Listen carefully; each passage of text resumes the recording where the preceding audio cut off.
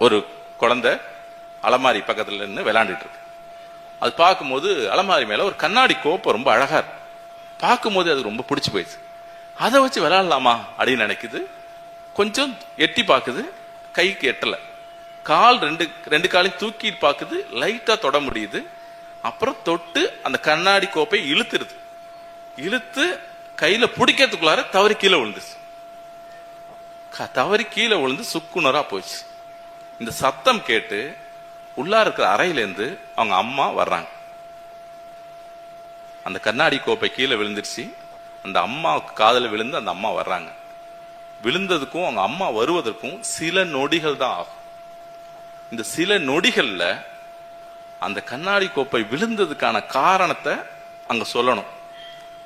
அங்க காரணம் கேட்டு சரின்னு சொல்ல போறது கிடையாது. அங்க நடக்க போறது ஒரு விசாரணை. ஏன் எடுத்த, எப்படி உடைச்ச, அது விலை எவ்வளவு தெரியுமா, எங்க இருந்து வாங்கினது தெரியுமா, எவ்வளவு யாரு மதிப்புமிக்க ஒரு உறவினர் கொடுத்த கிஃப்ட் தெரியுமா, அப்படிங்க நடக்கிற குறுக்கு விசாரணை. ஒரு அந்த இடம் கூடம் ஒரு நீதிமன்றமா மாற போகுது.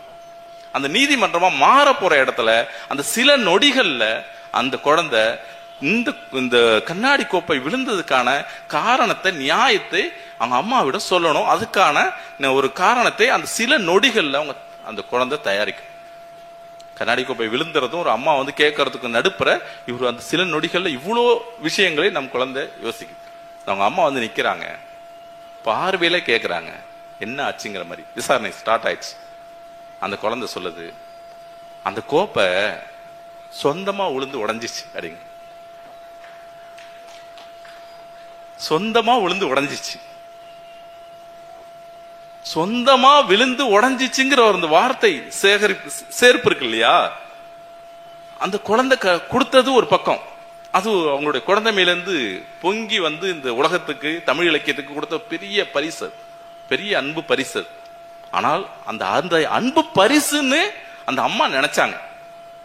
அதுக்கு அடுத்தது முகுந்தராஜ் எழுதுவாரு, அந்த கவிதையை முடிக்கும் போது சொல்லுவாரு, அந்த கோப்பை விழுந்த இடம் காலியா இருக்கும் இல்லையா, வீட்டுக்கு வருவாங்கல்ல, இங்க எதுமோ இருந்துச்சுல்ல அப்படின்னு கேட்பாங்க இல்லையா, அந்த இடத்துல சொந்தமா விழுந்து உடைந்த கோப்பைன்னு அவங்க பொண்ணு சொன்னதை அந்த இடத்துல வச்சு வருவோர் போவோரிடமெல்லாம் காட்டிக்கொண்டே இருந்தால் அம்மா அப்படின்னு எழுதுவார். குழந்தைகளை நாம் ரசிப்பதுக்கு இல்லையா, ரசிப்பது நம் முதல்ல ரசிக்க ஆரம்பிச்சுட்டா அப்புறம் கொண்டாட ஆரம்பிச்சிடும். முதல்ல நம்ம குழந்தைகளை ரசிக்க ஆரம்பிப்போம், கொண்டாட ஆரம்பிப்போம்.